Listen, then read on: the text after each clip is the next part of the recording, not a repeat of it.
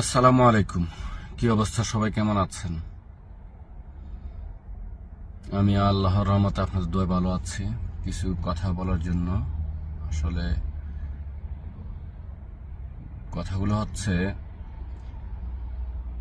বাংলাদেশের পাবলিক অনেক আগ থেকেই বুঝে ফেলছে আপনার বিএনপি নেতারা কি চায়, বিএনপির বড় বড় নেতারা কোন পথে হাঁটতেছে, কোন পথে যাচ্ছে, সবকিছু বাংলাদেশের সচেতন মানুষ বুঝতে পেরেছে আগেই।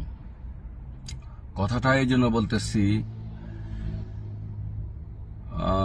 সালাউদ্দিন সাহেবের কিছু কর্মকাণ্ড এবং মির্জা ফখরুল ইসলাম আলমগীরের কিছু কথাবার্তা এবং কি বিএনপির কিছু কিছু বড় বড় নেতাদেরও কথাবার্তায় বোঝা যাচ্ছে যে ওনারা ক্ষমতায় যাওয়ার জন্য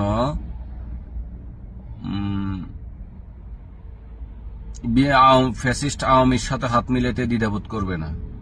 ঠিক আছে, অলরেডি এগুলা বলেও ফেলছে, বড় বড় নেতারা বলতেছে এগুলা ভোটের রাজনীতি করার জন্য, ভোট ব্যাংক আদায় করার জন্য। ঠিক আছে, ভোটের রাজনীতি করার জন্য ফ্যাসিস্ট আওয়ামীদেরকেও এখনকার দাওয়াত দিচ্ছে, তাদেরকে মাফ করে দিবে, তাদের যত মামলা আছে সবকিছু উঠাই নিবে। এখন বিএনপির কিছু বাইরেও এগুলা পাবলিককে বোঝানোর জন্য চেষ্টা করতেছে। তো আমি আপনাদেরকে কিছু স্ক্রিপ্ট এগুলা শোনাচ্ছি, কিছু ছোট ছোট কিছু ভিডিও এগুলা শোনাচ্ছি, আপনারা এগুলা যাচাই করে নেবেন যে এগুলা কি ভুল বোঝানোর জন্য এগুলা কি হয়েছে, নাকি ওনারা ভুল বলছে, মানে পাবলিক ভুল বুঝতেছে কোনটা।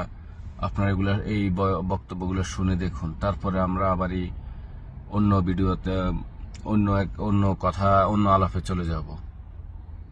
যত মামলা আছে আমাদের বিরুদ্ধে আমরা সমস্ত মামলাগুলো তুলে নেব। ঠিক আছে, তুলে নেওয়া আছে কিছু? হ্যাঁ, আমরা ওই প্রতিহিংসা প্রতিশোধের রাজনীতি করবো না। আমরা একটা ভালোবাসা, সৌহার্দ্য, সমৃদ্ধি নিয়ে আমরা চলতে চাই। আওয়ামী লীগের ভাইরা বিনয় সহিত বলি, দয়া করে মায়া করে আপনাদের নিরাপদে রেখেছি।